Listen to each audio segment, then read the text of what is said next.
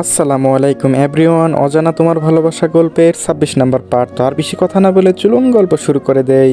মেঘের একসাথে না যাওয়ার কথা শুনে আদ্রিয়ান বলে, মামা মামি লন্ডনে যাওয়ার আগে তোমার দায়িত্ব আমার উপর দিয়ে গেছে। আমেরিকার রাস্তাঘাট তোমার পরিচিত নয়। মেঘ যদি কোথাও হারিয়ে যাও বা বিপদে পড়ো, তখন সব দোষ আমার কাঁধে এসে পড়বে। মেঘ আদ্রিয়ানের কথা বুঝে ফারহানা বেগম আবিহা সহ বাড়ির প্রত্যেক বিদেশে যাওয়ার আগে আদ্রিয়ানকে বলে দিয়েছে মেঘকে গাড়ি করে কলেজে পৌঁছে দিতে। আদ্রিয়ান হয়তো তার দায়িত্ব পালন করতে চায়, কিন্তু মেঘ চায় একা চলাফেরা করতে। কতদিন আর অন্যর ভরসা করে চলবে? মেঘ বলে, স্যার আপনার কথা ঠিক, কিন্তু আমি চাই একা চলাফেরা অভ্যস্ত করতে। আর আপনি নিশ্চয়ই সারা জীবন আমাকে গাড়ি করে কলেজে পৌঁছে দিবেন না। বাকি জীবন চলার পথ আমাকে একাই হাঁটতে হবে। মেঘের কথায় আদ্রিয়ান সম্মতি দেয় আর বলে, মেঘ, প্রতিটি মানুষকে তার জীবনে চলার পথ একাই খুঁজতে হয়। ক্ষণিকের সময়ের জন্য হয়তো কেউ সঙ্গ দিবে, কিন্তু সঙ্গী হয়ে সারা জীবন থাকবে না। কিন্তু আমি চাই তুমি যতদিন মেডিকেলে যাওয়ার রাস্তা খুব ভালো করে চিনে না যাও, ততদিন আমার সাথে গাড়ি করে যাবে। কিন্তু আদ্রিয়ান স্যার, মেঘ আর কোনো কথার অজুহাত নয়। হাত ধুয়ে গাড়িতে উঠে বসো, খাবার শেষ করে আমি আসছি। মেঘ আর কথা বাড়ায় না, বাধ্য মেয়ের মতো টেবিল থেকে উঠে গাড়িতে গিয়ে বসে। খাবার শেষ করে আদ্রিয়ানও গাড়ির দরজা খুলে ভিতরে প্রবেশ করে। আজ ড্রাইভার গাড়ি ড্রাইভ করে। জ্বরের কারণে আদ্রিয়ান শরীর বেশ দুর্বল। তাছাড়া সে খুব সামান্য পাওয়ারের ওষুধ সেবন করেছে। হয়তো রাস্তার মতো তার শরীরে আবার জ্বর চলে আসতে পারে। অসুস্থ থাকা অবস্থায় গাড়ি ড্রাইভ করা নিরাপদ হবে না। আর বাড়ি যখন ড্রাইভার আছে তখন কষ্ট করে ড্রাইভ করার কি দরকার? ডিভোর্সের ঘটনার পর মেঘ আদ্রিয়ানের সাথে কোনো খারাপ ব্যবহার বা উগ্র আচরণ করে না। নম্র, ভদ্র আর শান্ত সুরে কথা বলে, যার কারণ আদ্রিয়ান তার শিক্ষক হয়। ব্যক্তিগত ঘৃণা বা রাগের জন্য একজন শিক্ষককে অসম্মান করতে পারে না। তাকে মেঘ অবশ্যই সম্মান করবে, কিন্তু শুধু সম্মান, প্রেম, ভালোবাসা, মোহ নয়। কারণ মেঘ তার আত্মসম্মান বিসর্জন দিবে না। আদ্রিয়ানের প্রতি তার অনুভূতি বা আবেগ মেঘ তার হৃদয়ে রাখবে। তার কখনো বহির্প্রকাশ করবে না। হয়তো ধীরে ধীরে হৃদয়ের সমাধি তার ভালোবাসার দাফন করবে, কিন্তু ভিখারি বা বেহায়ের মতো অন্য কারো ভালোবাসা কাঙ্গাল হবে না। মেঘকে কারো ভালোবাসার প্রয়োজন নাই। মেঘ একাই তার একার জন্য যথেষ্ট। গাড়ি ছুটে চলেছে আপন গতিতে। ব্যাক সিটে পাশাপাশি বসে আছে আদ্রিয়ান আর মেঘ। গাড়ির স্বচ্ছ কাচের জানলা দিয়ে নিউ ইয়র্ক শহরে মানুষের জনজীবন দেখা যাচ্ছে। বড় অট্টালিকা আর ইমারত, যা উচ্চতা প্রায় আকাশচুম্বী। শহরের রাস্তাঘাটের কর্মব্যস্ত মানুষের উপড়ে পড়া ভিড়। সকলে জামাকাপড় আধুনিকতার ছোঁয়া রয়েছে। নিউ ইয়র্ক সিটির বিলাসবহুল জীবন আর আভিজাত্যের প্রেমে পড়ে যাবে যে কোনো মানুষ। মেঘ মুগ্ধ হয়ে নগরবাসী সহ শহরের বিভিন্ন উলিগুলি দেখে যাচ্ছে। মেঘের তাকিয়ে থাকার মধ্যে হঠাৎ করে গাড়ি রাস্তার মোড়ে থেমে যায়। মেঘ ঘাড় ঘুরিয়ে আদ্রিয়ানের দিকে তাকায়। ড্রাইভার কেন হঠাৎ করে গাড়ি থামিয়ে বন্ধ করে তা জিজ্ঞেস করার জন্য। আদ্রিয়ান হয়তো মেঘের চোখের ভাষা বুঝেছে। সে বলে, মেঘ, তুমি না লাইব্রেরি থেকে বই কিনবে? যাও, কিনে নিয়ে আসো। গাড়ি হঠাৎ করে বন্ধ হয়ে যাওয়ার কারণ মেঘ বুঝে। রাস্তার অন্য পাশে বিশাল বড় একটা লাইব্রেরি অবস্থান করছে। মেঘ সিটে থাকা ব্যাগ হাতে নিয়ে দরজা খুলে গাড়ি থেকে নেমে যায়। আদ্রিয়ান গাড়ি সিটে বসে থাকে। মেঘ রাস্তায় দাঁড়ায়। ট্রাফিক লাইন এখন লাল বাতি জ্বলছে। বিশাল বড় বড় দুইটা রাস্তায় শতখানেক গাড়ি চলাচল করছে। মেঘ গাড়ি থেকে ভয় থমকে যায়। ছোটবেলা থেকে মেঘ রাস্তা আর গাড়ি দুইটাই ভীষণ ভয় পেত। মেঘের বয়স যখন 12 বছর, তখন স্কুলে যাওয়ার পথে তার চোখ সামনে একজন মহিলা অ্যাক্সিডেন্ট হয়েছিল। যার পর থেকে মেঘ রাস্তা পার হতে ভয় পায়। ময়মনসিংহ মেডিকেলে পড়ার সময় তার বাড়ি থেকে কলেজে যাওয়ার রাস্তা খুব সংকীর্ণ ছিল। আর ময়মনসিংহ আর আমেরিকার রাস্তার মধ্যে বিশাল পার্থক্য রয়েছে। মেঘ কিছুক্ষণ সময় পর নিজের মনকে ধাতস্থ করে এরপর পা বাড়ায় রাস্তার দিকে। মেঘ যখন রাস্তায় পা দিবে তখন হঠাৎ করে ট্রাফিক লাল বাতি জ্বলে ওঠে। থেমে থাকা গাড়ি চলতে শুরু করে। মেঘ ভয় পেয়ে পা সরিয়ে দূরে সরিয়ে নেয়। এরপর গাড়ি থামা অবধি দাঁড়িয়ে থাকে। আদ্রিয়ান গাড়ির জানালা দিয়ে এত সময় ধরে মেঘের কাণ্ড দেখছিল। না, এই মেয়েকে নিয়ে যে সব কি করবে। আদ্রিয়ান কিছু সময় পর গাড়ি থেকে নেমে দাঁড়ায়। এরপর এগিয়ে যায় রাস্তার কোনায় দাঁড়িয়ে থাকা মেঘের কাছে। মেঘ যখন ট্রাফিক লাইটের দিকে তাকিয়েছিল তখন আদ্রিয়ান তার পাশে গিয়ে দাঁড়ায়। হঠাৎ করে আদ্রিয়ানকে দেখে মেঘ বলে, আদ্রিয়ান স্যার, আপনি এখানে? আদ্রিয়ান জানে এখন যদি মেঘকে বলে যে সেই মেঘকে সাহায্য করতে এসেছে, তবে নিশ্চয়ই জেদ দেখিয়ে তাকে মানা করবে দিবে। ভীতু হলেও মেঘ ভীষণ জেদি, ও সে জানে। আদ্রিয়ান মিথ্যা অজুহাত দিয়ে বলে, লাইব্রেরি থেকে আমারও প্রয়োজনীয় কিছু বই কিনতে হবে। ও আচ্ছা। মেঘ আবারও ট্রাফিক লাইটের দিকে তাকায়। আদ্রিয়ান তার পরনে সাদা শার্টের কনুইয়ের কাছে দুইটা বোতাম খুলে দেয়। শার্টটা একটু এলোমেলো করে সরিয়ে দেয়। ট্রাফিক লাইটের রং যখন পরিবর্তন হয় তখন শব্দ করে উঠে শব্দ গাড়ি আবার পুনরায় থমকে যায়। মেঘ মনে সাহস নিয়ে রাস্তায় পা বাড়ায়। তার সাথে আদ্রিয়ানও ছিল তার পাশে। মেঘ আর আদ্রিয়ান যখন মাঝ রাস্তায়, তখন একটা গাড়ি হর্ন দেয়। মেঘ মনে করে গাড়ি চলা শুরু করে দিয়েছে, যার জন্য সে ভয় পেয়ে পাশে থাকা আদ্রিয়ানের শার্টের আঁকড়ে ধরে। মেঘের শার্ট স্পর্শ করায় আদ্রিয়ানের মুখে মুচকে হাসি ফুটে ওঠে, তবে তা ঠোঁটের কোণে প্রকাশ করে না। মেঘ দ্রুত পায়ে হেঁটে আদ্রিয়ানের সাথে রাস্তা পার হয়।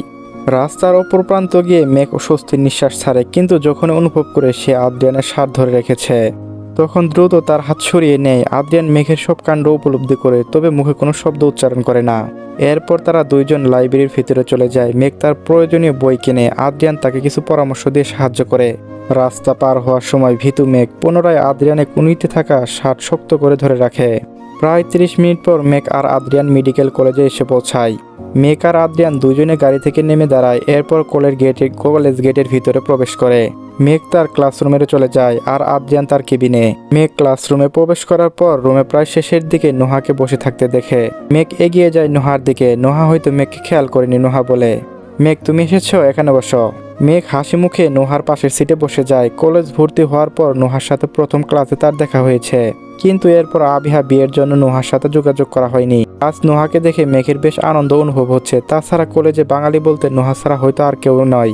মেঘ আর নোহা একসাথে আড্ডা গল্প করতে থাকে। প্রায় 30 মিনিট পর ক্লাসরুমে প্রবেশ করে আদ্রিয়ান। রুমের সকল ছাত্রছাত্রী তাকে দেখে উঠে দাঁড়ায়। এরপর সকলে একসাথে বলে ওঠে, গুড মর্নিং স্যার।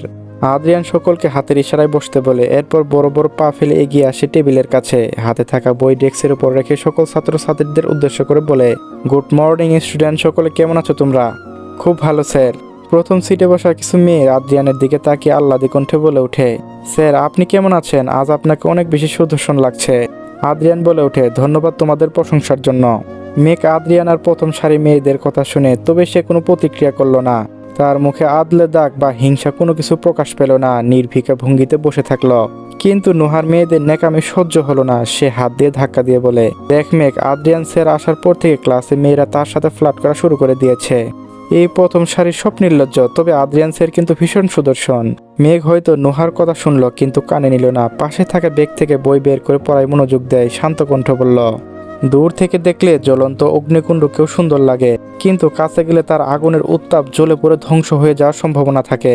তাই দূর থেকে কোনো মানুষকে দেখে বিচার করা উচিত নয়। রূপ সব নয়, রূপের মধ্যেও খুঁত থাকে। মেঘের বলা কঠিন কথার মানে হয়তো নোহার ছোট মাথায় ঢুকলো না। হঠাৎ করে মেঘ এমন কবি সাহিত্যের মতো কথা কেন বলছে? রুমে উপস্থিত সকলে বই বের করে। আদ্রিয়ানের চোখ যায় মেঘের দিকে। রুমে ঢোকার পর সে সর্বপ্রথম মেঘকে দেখে চুপচাপ শান্ত হয়ে ক্লাসের শেষের সারিতে বসে আছে। আদ্রিয়ান মেঘের দিকে তাকায়, কিন্তু মেঘ বইয়ের মুখ গুজে বসে আছে, যার ফলে আদ্রিয়ান তাকিয়ে থাকা মেঘ দেখল না। ক্লাসরুমে হয়তো আদ্রিয়ান বোর্ডের পড়া বোঝাতে শুরু করে। এরপর সকলকে বলে বোর্ডের লেখা কথা খাতায় লিখতে। মেঘ খাতা বের করে বোর্ড থেকে পড়া তুলছে। সকল ছাত্রছাত্রী পড়া লিখছে কি না তা চেক করতে আদ্রিয়ান শুরু থেকে শেষ সারি অবধি যায়। আদ্রিয়ান যখন মেঘের কাছে যায় তখন মেঘের খাতা লেখা শেষ। টেবিলের কোনায় কলম রেখে মেঘ খাতায় লেখা তার লেখা দেখতে শুরু করে, কিন্তু হঠাৎ খাতার ধাক্কা লেগে তার কলম নিচে পড়ে যায়। মেঘ নিচু হয়ে টেবিলের নিচ থেকে কলম উঠতে যায়। তখন আদ্রিয়ানের চোখ যায় টেবিলের কোনারের দিকে। মেঘ যদি মাথা তুলে উঠতে যায় তখন সে বাড়ি খেয়ে ব্যথা পাবে। আদ্রিয়ান টেবিলের কোনায় হাত রাখে। মেঘ যখন মাথা উঁচু করে কলম তুলে তখন তার কোনায় আর বাড়ি লাগে না, কারণ টেবিলের কোনায় আদ্রিয়ানের হাত ধরে রেখেছিল। প্রায় 30 মিনিট পর ক্লাসের ঘন্টার পরে আদ্রিয়ান বোর্ডের লেখা শেষ করে উপস্থিত সকল ছাত্রছাত্রীদের উদ্দেশ্য করে বলে, স্টুডেন্ট, আজকের মতো ক্লাস এখানেই শেষ করছি। কালকে প্রত্যেকে বোর্ডের লেখা পড়াসমূহ অবশ্যই পড়ে আসবে। আদ্রিয়ান তার বই খাতা গুছিয়ে ক্লাসরুম থেকে বের হয়ে যায়। ক্লাসের সকল শিক্ষার্থী রুম থেকে বাহির বের হয়ে গেছে। অন্য স্যার আসতে কিছুক্ষণ সময় লাগবে। বোর্ড থেকে বাকি পড়া লিখে মেঘ খাতা বন্ধ করে গুছিয়ে ব্যাগে রেখে দেয়। ব্যাগ থেকে নতুন বই বের করে শান্ত হয়ে মনোযোগ সহকারে পড়তে থাকে, কিন্তু মেঘের এমন আচরণে নোহা বিরক্ত হয়। ক্লাস শেষ করে মেঘের সাথে বাইরে ঘুরতে যাওয়ার পরিকল্পনা ছিল তার, কিন্তু মেঘ এখন পড়াশোনা করছে। নোহা মেঘের হাতের বাহুর মধ্য ধাক্কা দিয়ে বলে, মেঘ, কি সারাক্ষণ বই নিয়ে বসে থাকো তুমি? চলো না বাহিরে যায়, ক্লাসে সকলে বাহিরে আড্ডা দিচ্ছে। নোহার কথায় মেঘ পড়াশোনা বাদ দেয় না, বরং পূর্ণ মনোযোগ দিয়ে বইয়ের মুখ গুজে থাকে। কিন্তু নোহা যখন পুনরায় মেঘকে বাহিরে আড্ডা দিতে যাওয়ার কোনো অনুরোধ করে তখন মেঘ ছোট করে উত্তর দেয়, নোহা, আমার বাহিরে যেতে বা আড্ডা দিতে ইচ্ছা করছে না। তোমরা ক্লাসে বোরিং লাগে, তুমি যাও। মেঘের বারণ নোহা শুনল না। সে বারবার মেঘের বাহিরে যাওয়ার কথা বলছিল, আড্ডা দেওয়ার জন্য অনুরোধ করছিল। নোহার কথার জন্য মেঘ তার পড়াশোনা মনোযোগ দিতে পারে না, যার ফলে বিরক্ত হয়ে মেঘ ক্লাসরুম থেকে বাহিরে যাওয়ার সিদ্ধান্ত নেয়। মেঘ বলে, নোহা থাক, আর অনুরোধ করতে হবে না, চলো বাহিরে যাই। মেঘের কথা শুনে নোহা খুশি হয়ে যায়। তারা দুইজনে ক্লাসরুম থেকে বের হয়ে বাহিরে করিডোরে গিয়ে দাঁড়ায়। কলেজের মাঠে আকাশ থেকে নেমে আসা বিন্দু বিন্দু বৃষ্টি পানি গড়িয়ে পড়ছে। আমেরিকায় এখন প্রায় বৃষ্টি আগমন হয়, শীতের তীব্রতাকে বাড়িয়ে দেওয়ার উদ্দেশ্য। মেঘ বৃষ্টির পানির দিকে এক মনে তাকিয়ে থাকে, চুপচাপ নিস্তব্ধ হয়ে। বৃষ্টির ফোঁটার শব্দ বা আশেপাশে মানুষের কোলাহল মেঘের কানে পৌঁছায় না। মেঘ দেয়ালের সাথে ঠায় দাঁড়িয়ে রইল, তবে মনের গহীনে একটা লোভ জন্মালো তার। বৃষ্টির পানির বিন্দুকে ছুঁয়ে দেখার তীব্র ইচ্ছে জেগে উঠল মেঘের মনে। তাই সে মেঘ আর দেরি করলো না, সাদা এয়ারফোনের ভিতর থাকা হাত বের করে এরপরে এগিয়ে যায় বৃষ্টির পানি ছুঁয়ে দেখার উদ্দেশ্য। আকাশ থেকে নেমে আসা বর্ষণে পানি গড়িয়ে পড়ে মেঘের হাতে, তার কোনোই বেয়ে পড়া পানি। শুকনো লাল শাড়ি জোড়া ভিজে যায় বৃষ্টির পানি ছোঁয়ায়, মেঘের ভীষণ মন ভালো হয়ে যায়। ঠোঁটে ফুটে ওঠে মৃদু হাসি, মেঘ হাত দিলে বৃষ্টি পানি ছুঁয়ে দিচ্ছে, তার সাথে সাথে খেলছে। বৃষ্টি মেঘের ভীষণ প্রিয়। বাংলাদেশে থাকতে যখন বৃষ্টি হতো তখন মেঘ আর সৃষ্টি বৃষ্টিতে ভিজত। এই বৃষ্টি ভিজা নিয়ে শালীন বেগমের কাছে থেকে তারা দুজন কত বকা খেয়েছে তা হয়তো গুণে শেষ করা যাবে না। কিন্তু এখন সব স্মৃতি অতীত হয়ে গেছে। মেঘের জীবন যদি কোনো সুন্দর মুহূর্ত আসে, তবে খুব দ্রুত তার জীবন থেকে বিলীন হয়ে যায়। চলবে, গল্পটি কেমন লাগলো অবশ্যই কমেন্টে জানিয়ে যাবেন। আর যারা এখনও এই চ্যানেলটি সাবস্ক্রাইব করেনি একটু কষ্ট করে সাবস্ক্রাইব করে নিন। পরবর্তী পার্ট খুব তাড়াতাড়ি দেব। ধন্যবাদ।